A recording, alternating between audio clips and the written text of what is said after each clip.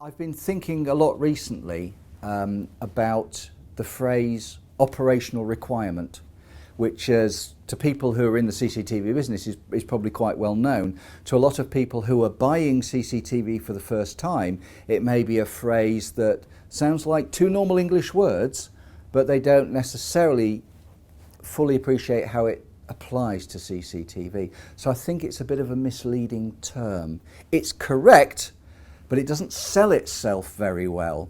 The Home Office Scientific Development Branch used the phrase 20, 30 years ago perfectly correctly, but I don't think it explains its own importance. So I've been trying to think of another phrase. I can't say I've come up with a definitive answer yet, but quite often it's to do with designing the images that you want to get from your CCTV. And that image design process is a fundamental at the very beginning, and it does several things. It sets the justification and the purpose for each picture you want to gather, which means how wide a spread of picture do you want? How narrow a picture do you want? What lighting conditions does it have to work in? Daylight? Nighttime?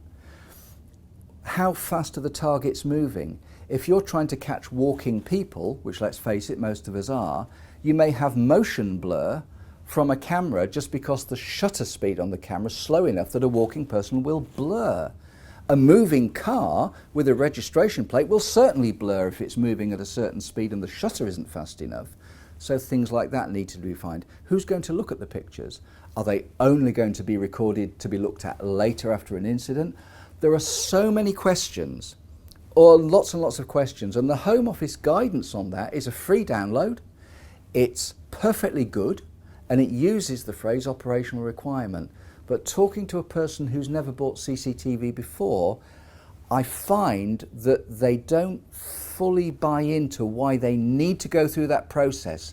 It sounds like a boring formality rather than actually the essential foundation to their system. That's how we will test their system before they pay the installer's invoice, because it proves that the system works before the customer pays the bill. Now, surely for the customer, that's a terrific thing. That's the safeguard that they need before they spend money and maybe live to regret it, which of course, our job is to protect them from making that mistake.